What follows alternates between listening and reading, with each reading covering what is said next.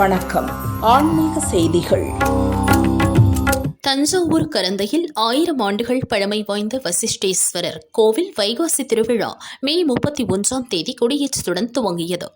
விழாவின் முக்கிய நிகழ்ச்சியான தேரோட்டம் விமர்சையாக நடைபெற்றது. மேளதாளம் இசைக்க பெரிய நாயகி சமேத வசிஷ்டேஸ்வரர் சிறப்பு அலங்காரத்தில் தேரில் பிரவேசித்தார். சிவசிவ கோஷம் முழங்க பக்தர்கள் தேரை வடம் பிடித்து இழுத்து பரவசமடைந்தனர்.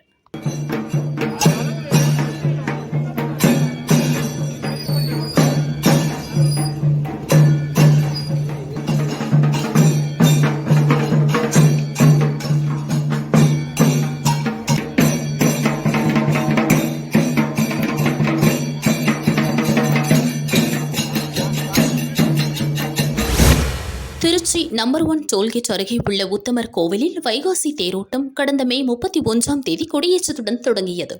பிச்சாண்டேஸ்வரர் தினமும் பூத வாகனம், சேஷ வாகனம், யானை வாகனம் உள்ளிட்ட பல்வேறு வாகனங்களில் வீதியுலா வந்து பக்தர்களுக்கு அருள் பாலித்தார். விழாவின் முக்கிய நிகழ்ச்சியான தேரோட்டம் வெகு விமர்சையாக நடைபெற்றது. முன்னதாக காலை 7 மணிக்கு பிச்சாண்டேஸ்வரருக்கு சிறப்பு அபிஷேகம் முடிந்து தேரில் எழுந்தருளினார். ஓம் சிவாயா, ஓம் சிவாயா நம என பக்தி கோஷம் முழங்க பக்தர்கள் தேரை வடம் பிடித்து இழுத்தனர். 4 மாட வீதிகளில் தேர் வலம் வந்து நிலையை அடைந்தது. ஏராளமான பக்தர்கள் சுவாமி தரிசனம் செய்தனர்.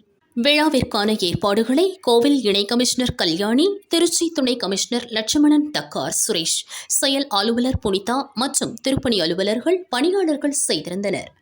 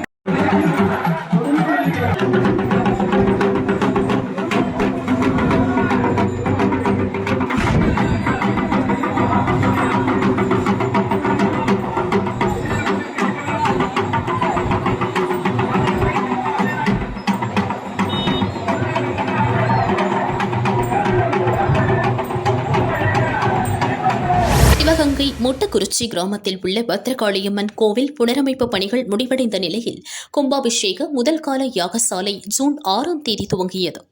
இன்று காலை யாகசாலை பூஜைகள் மகா பூரணாகூதியுடன் நிறைவடைந்தது. மேளதாளம் இசைக்க கடம் புறப்பாடானது. சிவாச்சாரியார்கள் வேத மந்திரம் முழங்க கோபுர கலசத்திற்கு புனித நீர் ஊற்றினர். மகா தீபாராதனை காட்டப்பட்டது. அன்னதானம் வழங்கப்பட்டது.